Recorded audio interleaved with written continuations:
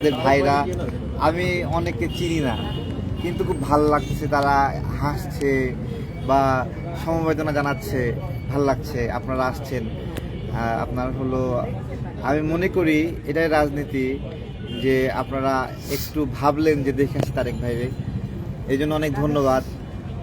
এই সংহতির জন্য ধন্যবাদ। আমরা সরকারকে বলি যে আমরা গণ অভ্যুত্থানের সন্তান।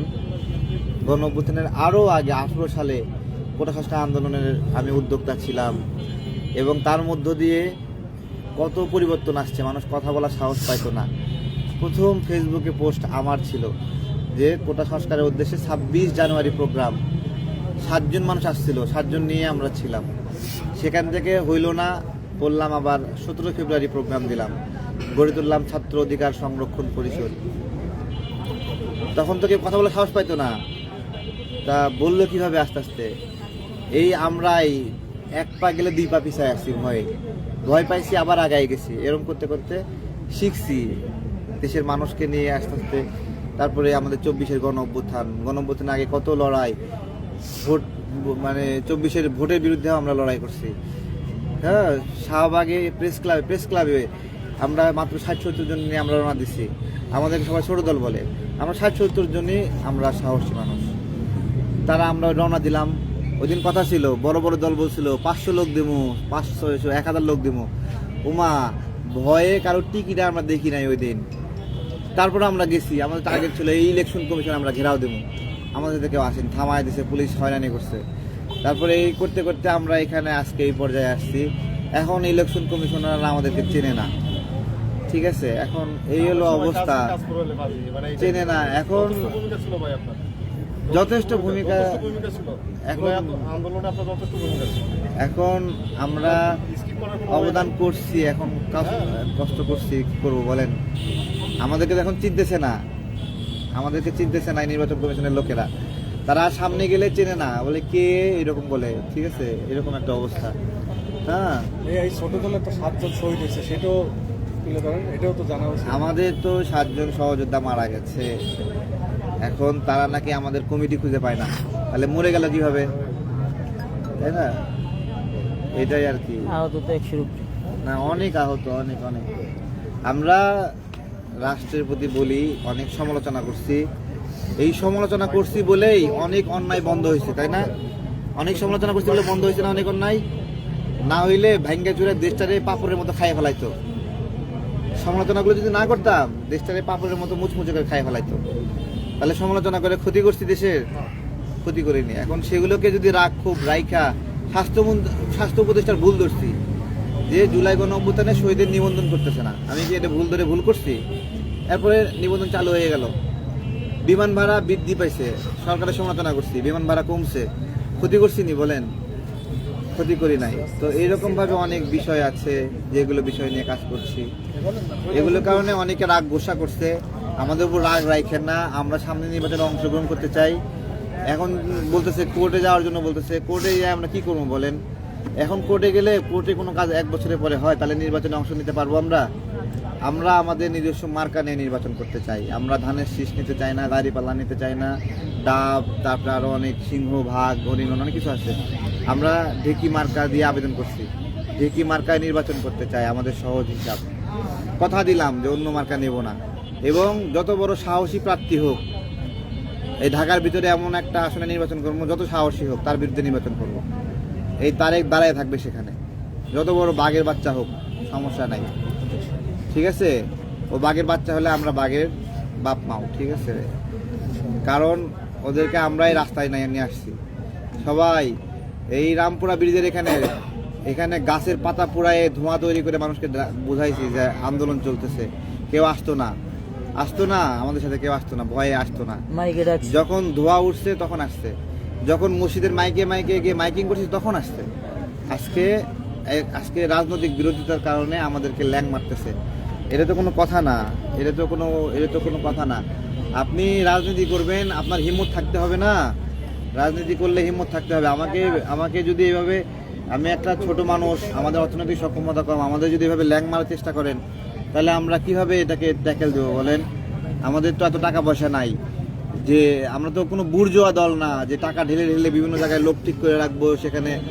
আমাদের তো বড় অফিস নাই, টিনের ঘর, আমাদের ম্যাক্সিমাম অফিস টিনের ঘর। এখন যাই বলে টিনের ঘর কেন?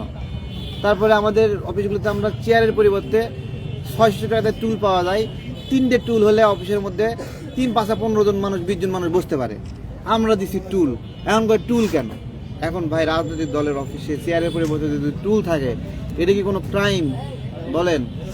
এখন বলতেছে 200 লোক নিয়ে মিষ্টি নিয়ে আসো, এখন 200 লোক নিয়ে মিষ্টি করে এটা কি আমার পক্ষে সম্ভব? ওখানে আছে আমার 20-25 জন ওই জেলা কমিটিতে, বলছে 200 লোক নিয়ে আসো, তাহলে তো এখন লোক ভাড়া করে নিয়ে আসতে হবে। এটা নাটোরের নির্বাচন কমিশনার বলছে। কুমিল্লাতে গিয়ে এক সচিব বলছে যে এত ছোট একটা দল, ছোট একটা অফিস, তোমরা একটা কাজ করো, অন্য দলে যোগ দাও।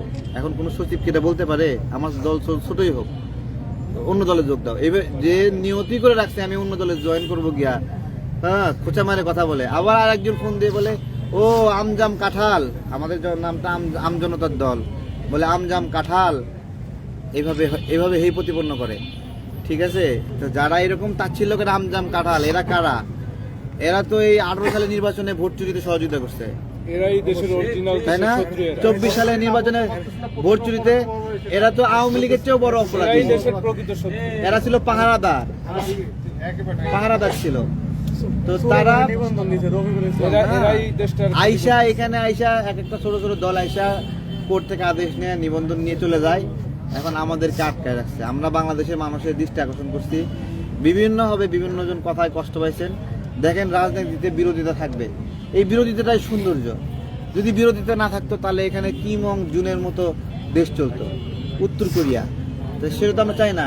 আমরা তো একটা প্রতীক্ষা, বহুদলীয় রাজনীতি একটা প্রতীক্ষা। এই সৌন্দর্য প্রাকৃতিকভাবে আসে। আমি জামাতের সমালোচনা করব, জামাত বিএনপির সমালোচনা করবে, আওয়ামী লীগের সমালোচনা করব, আবার আওয়ামী লীগের লোক জুলুমের শিকার হলে আওয়ামী লীগের পক্ষেও নিব। তারা কেন মারা হচ্ছে? এখন ব্যবসায়ী, তাকে তার দোকান পুরাই, আওয়ামী লীগ করলে দোকান পুরাই দিতে হবে, তাই না? আমরা এগুলো নিয়েই বারবার বলতেছি যে আমরা এটা, তো এগুলোর কারণে অনেক একটা পেরেশানিতে পড়ে গেছি। সবার দোয়া চাই, সহযোগিতা চাই। আগামীকাল 3টায় আপনারা আসবেন, আমার অনশন কন্টিনিউ চলবে। একটু আইসে মেরে যায়েন সবাই। আমি সারাক্ষণ আছি, যারা যারা ভালো লাগলে আসবেন। এবং 3টার দিকে আমরা একটা ব্রিফিং করব এখানে, ঠিক আছে? এবং অনশন চলবে। এবং এটা ফাও না, আমি একজন অ্যাক্টিভিস্ট মানুষ।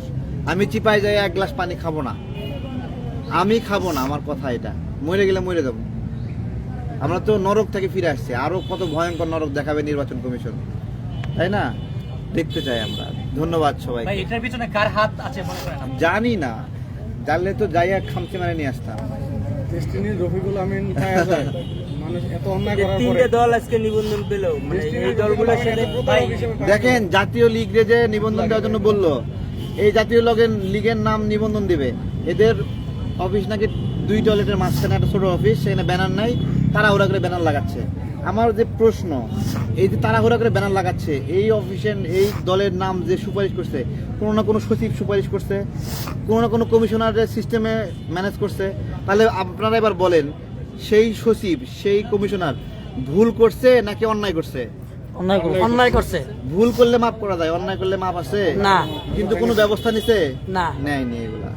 এগুলো এখন আসলে কি তাদের স্বাধীনতা কেউ হরণ করেছে কিনা তা কি জানি না। নির্বাচন কমিশন কি তাদেরকে ভালোবাসতে চাই, তারা সুন্দর একটা নির্বাচন করুক। আমরাও নির্বাচনে, আমাদের লড়াইটা তাদের বিরুদ্ধে। জনপ্রতিনিধিরা নির্বাচিত হবে, সেই লোকেরা সংসদে যাবে, ঠিক আছে? ওইভাবে ওই কিছু পার্সেন্টেজ পাবে, সেই হিসেবে দলের গুরুত্বপূর্ণ নেতারা যাবে, ওইটা আমরা চাই না। অ্যাকচুয়ালি যে জনগণের প্রতিনিধি সে নির্বাচিত হোক, এটা আমরা চাই। সে সংসদে যাক, সে যদি খারাপও হয় তারপরে সে অনেকগুলো খারাপের মধ্যে সে ভালো, ঠিক আছে? এটাই আর কেমন না, আমরা আসলে আমাদের জন্য পিয়ার ভালো হয়, আমাদের জন্য পিয়ারটা হলে ভালো হয়, ছোট দল। কিন্তু আমরা আসলে ভাবতেছি যে জনগণ তাদের অর্গানিক আর কৃত্রিম বোঝেন না। অর্গানিক ভাবে যে নেতা নির্বাচিত হয়, তারপরে স্বতন্ত্রভাবে অনেক ভালো লোক থাকে, এই লোকগুলো অধিকার কেড়ে নিলে দেশের ক্ষতি হবে। এটা আমাদের বোঝাপড়া, ভুল হতে পারে, বুঝান আমারে, ঠিক আছে? ভাই, আগামী নির্বাচনে আপনারা কি যদি পেয়ে যান, সেই ক্ষেত্রে কি আপনারা 300 আসনে প্রার্থী দিবেন? না, আমাদের 20-25টা জায়গায় টার্গেট আছে। এই আমরা বেশি ওই বড় বড় গল্প করতে চাই না, আমাদের এত সক্ষমতা নাই ভাই। ঠিক আছে, এবং আমরা কয়েকটা জায়গায় বেশ কিছু কমিটমেন্ট আছে, আমরা শেয়ারিংয়ের মাধ্যমে নির্বাচন করব। তো দেখি কিভাবে পারি। বিকাল 3টায় দেখা হচ্ছে আপনাদের সাথে। আমি আছি, আমি সারা রাত আছি, কালকে সারাদিন আছি, অনশন করছি, ওঠার জন্য না। চাই দাবি আদায় হোক, বাংলাদেশের মানুষের সহযোগিতা চাই। কেউ রাগ করলে ক্ষমা সুন্দর দৃষ্টিতে দেখবেন, ঠিক আছে? ভুল করলে ক্ষমা সুন্দর দৃষ্টিতে দেখবেন। ভাই আপনাদের দলের স্লোগানটা কি? আপনাদের দলের স্লোগানটা কি? স্বনির্ভর অর্থনীতি, সুশাসনে সমৃদ্ধি, সার্বভৌমত্ব, স্বনির্ভরতা এবং সুশাসন আমাদের মূলনীতি। আমরা চাই আমাদের নিজস্ব সম্পদ, নিজস্ব সম্ভাবনা, নিজস্ব উদ্যোগের সমন্বয় করে একটা স্বনির্ভর বাংলাদেশ তৈরি করা। এটা আমাদের প্রত্যাশা, আমাদের চেষ্টা, লক্ষ্য। আসসালামু আলাইকুম, ভালো আছেন? কেন আসছেন? ফেসবুকে দেখে আসছেন? অনেক ভালোবাসা জানাই, অনেক। সবাইকে এরকম? এই আমার সুয়েল ভাই আসছে। আপনারা কি চান আম জনতা দল নিবন্ধন পাক? জোরে বলেন একটু।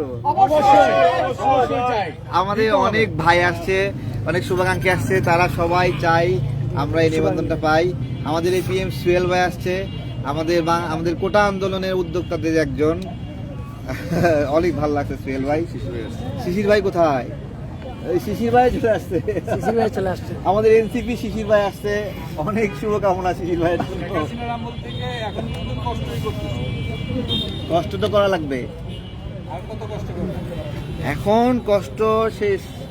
আপনি যদি আপনার হলো সবাইকে খুশি করে চলেন, সবাইকে খুশি করে চলে দালাল, বুঝছেন? এটা সম্ভব না, এটা উচিত না। আপনার শত্রু থাকবে, বন্ধু থাকবে, এটাই সমাজ।